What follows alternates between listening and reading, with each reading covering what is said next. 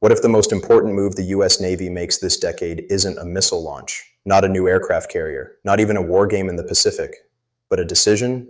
A decision about where to stand, where to concentrate, where to accept risk. Kuan once said that the future of great powers is not decided by their strength alone, but by how they position that strength at moments of transition. And right now, the United States Navy is standing at exactly such a moment. The next move it makes doesn't just affect one region, it reshapes the global balance. Think about the map. The Indo-Pacific is the center of long-term strategic competition. Maritime trade routes run through narrow corridors. Advanced missile systems complicate access, naval modernization accelerates. At the same time, European maritime commitments remain active. Strategic choke points elsewhere require protection. Emerging Arctic routes introduce long-term positioning questions. The Navy cannot prioritize everything equally, and that's why the next move matters. Picture this. A carrier strike group finishes deployment in the Pacific. Maintenance is due, crews need recovery, shipyards are scheduled months in advance, but tensions rise. Reinforcement is requested. The decision, extend deployment or rotate out and preserve readiness. That decision ripples. If extended, maintenance compresses. If rotated out, presence thins. Kuan understood that strategic positioning is about trade-offs, not symbolism, trade-offs. If the Navy shifts greater permanent presence toward the Indo-Pacific, it signals long-term concentration. If it distributes presence evenly across multiple theaters, it signals balance, but risks dilution. If it invests heavily in submarines and distributed maritime operations, it signals adaptation to contested environments. If it prioritizes visible carrier presence, it signals reassurance, but consumes operational bandwidth. Every move communicates, every move reallocates, and in a contested century, allocation equals strategy. For decades after the Cold War, the Navy operated in a world where omnipresence was possible. Carrier strike groups could surge without facing symmetrical resistance. Sea control was assumed. That world no longer exists. Now access is contested. Reaction windows shrink. Simultaneity defines risk. Industrial capacity has limits. Personnel endurance has limits. The next move cannot rely on assumptions from the previous era. It must account for structure. Kuan predicted that China would not seek global naval parity immediately. Instead, it would focus regionally, complicating intervention close to its own maritime approaches. That changes positioning. If the US Navy concentrates forward, it accepts proximity risk, but strengthens deterrence. If it adopts a more distributed posture, it enhances survivability, but alters visibility. If it reduces tempo to preserve readiness, it strengthens endurance, but may weaken short-term reassurance. Every option carries cost. The next move is not just tactical, it is architectural. Now consider industrial depth. Shipyards operate near structural capacity. Submarine production timelines extend years. Maintenance backlogs fluctuate. Skilled labor pipelines require long-term investment. If the Navy signals long-term concentration in one theater, industrial investment must follow. Maintenance facilities, logistics hubs, munitions storage, and allied integration must align. If that alignment lags, positioning becomes symbolic rather than structural. Lee believed economic depth determines endurance. The next move must align industrial capacity with strategic ambition. Otherwise, strain accumulates. Now consider alliance signaling. Allies watch deployment patterns closely. If the Navy shifts decisively toward the Indo-Pacific, European allies may recalibrate their own planning. If it maintains balanced global presence, Indo-Pacific partners may question long-term prioritization. The next move reshapes alliance psychology. Kuan understood that alliances amplify strength, but they require clarity. Ambiguity may preserve flexibility, but clarity builds confidence. The Navy's next positioning decision will communicate clarity, or hesitation. Now think about readiness. High operational tempo erodes margin over time. Maintenance cycles compress. Personnel fatigue accumulates. Modernization bandwidth shrinks. If the next move reduces tempo strategically, it preserves endurance, but may appear as retrenchment. If it increases tempo to reinforce deterrence, it strengthens presence, but narrows margin. This is the readiness trade-off. Lee warned that great powers entering dangerous eras must preserve margin. Margin is flexibility. Margin is surge capacity. Margin is time. Without margin, power becomes reactive. The US Navy remains formidable. Its submarines are advanced. Its carrier aviation is experienced. Its alliances provide depth. But dominance in the 21st century will not be defined by how many regions it touches simultaneously. It will be defined by how sustainably it concentrates. The next move changes everything because it sets trajectory. Concentration sets trajectory. Dilution sets trajectory. Industrial expansion sets trajectory. Maintenance discipline sets trajectory. Alliance integration sets trajectory.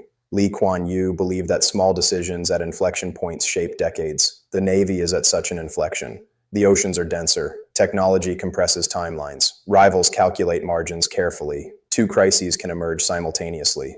Industrial depth determines endurance. Personnel resilience defines sustainability. The next move must account for all of it.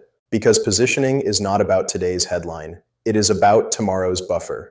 If the Navy aligns ambition with capacity, invests in industrial resilience, strengthens alliance burden sharing, and prioritizes theaters deliberately, it reinforces deterrence structurally. If it attempts to maintain omnipresence without recalibration, strain accumulates quietly.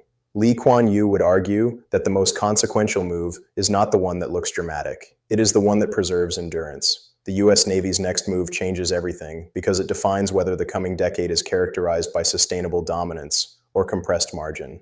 The fleet remains powerful, but power must be positioned wisely because in a century defined by simultaneity and speed, trajectory determines outcome, and trajectory is set by the next move. And here's why that next move isn't just about ships on a map, it's about signaling the future. Every naval repositioning sends three messages at once. To allies, to adversaries, and to the Navy itself. If the United States concentrates decisively in the Indo-Pacific, it signals long-term commitment to the primary theater of strategic competition. That builds deterrence there. It hardens alliance cohesion. It forces rivals to calculate against sustained presence. But concentration also implies acceptance of relative thinning elsewhere. That creates opportunity for testing, not necessarily war, but probing, diplomatic pressure, maritime maneuvering, incremental challenges in regions where presence becomes rotational rather than constant. Kuan understood that great powers must accept calculated risk somewhere in order to be decisive elsewhere. The illusion that every theater can receive equal attention is comforting, but unsustainable. The next move forces a choice. Now consider the opposite approach. If the Navy chooses to maintain balanced global omnipresence, equal visibility in multiple theaters, it preserves reassurance broadly. Allies across continents feel continuity. The perception of global reach remains intact, but balance dilutes concentration, and dilution stretches margin. Over time, that stretching accumulates cost. Maintenance windows tighten, industrial throughput strains, personnel tempo rises, modernization competes with presence. Lee would argue that strategy is not about avoiding risk entirely. It is about choosing where to carry it. The next move determines where risk sits. Now think about force structure. If the Navy accelerates investment in submarines and distributed maritime operations, it signals adaptation to contested access environments. That enhances survivability. It complicates adversary targeting. It aligns with the realities of missile-saturated maritime zones. But submarines are less visible than carriers. Distributed operations are less dramatic than a flight deck filled with jets. Visibility and survivability are not the same thing. The next move may prioritize one over the other, and that choice reshapes perception.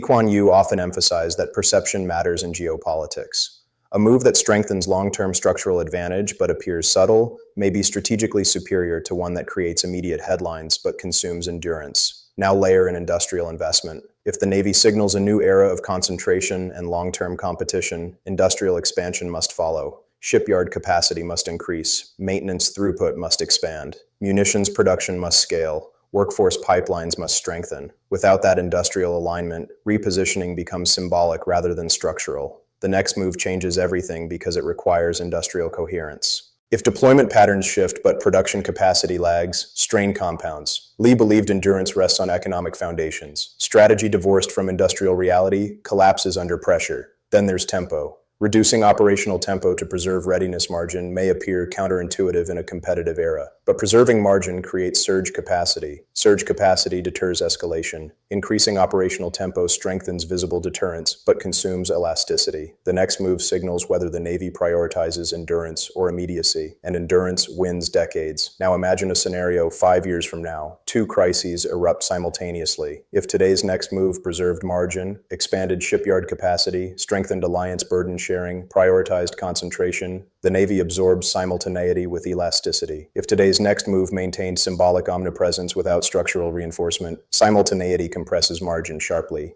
The difference lies in decisions made before crisis. Kuan Yew's insight was not about predicting specific conflicts. It was about predicting structural pressure. He saw that the 21st century would reward disciplined prioritization over theatrical display. The U.S. Navy's next move sets discipline in motion or delays it. Allies are watching, adversaries are calculating, industrial planners are budgeting, personnel pipelines are training. Everything aligns around positioning. If the Navy clarifies its long-term theater priority, alliance integration deepens accordingly. If it hedges indefinitely, ambiguity persists. Ambiguity can preserve flexibility, but it can also signal indecision. The next move defines narrative.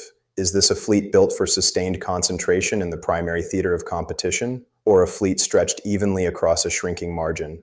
Lee would argue that history favors clarity, not impulsive clarity, strategic clarity. Clarity backed by industrial investment, clarity reinforced by alliance coordination, clarity aligned with technological adaptation. The oceans have grown more transparent, missile ranges have grown longer, decision cycles have grown shorter, simultaneity has grown more likely. In such an environment, trajectory matters more than spectacle. The next move changes everything because it commits the Navy to a trajectory of focused endurance, or a trajectory of distributed strain. The fleet remains formidable, but formidability without prioritization becomes friction, and friction in a fast world becomes vulnerability. Kuan Yew would not ask whether the Navy is strong. He would ask whether it is positioned wisely, because strength is visible, positioning is structural, and structure determines endurance. The next move is not about where one carrier sails tomorrow. It is about how the entire maritime architecture adapts to a contested century. And that adaptation, deliberate or delayed, changes everything, because positioning is not about today's headline. It is about tomorrow's buffer. If the Navy aligns ambition with capacity, invests in industrial resilience, strengthens alliance burden sharing, and prioritizes theaters deliberately, it reinforces deterrence structurally. If it attempts to maintain omnipresence without recalibration, strain accumulates quietly.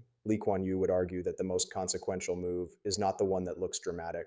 It is the one that preserves endurance. The U.S. Navy's next move changes everything because it defines whether the coming decade is characterized by sustainable dominance or compressed margin.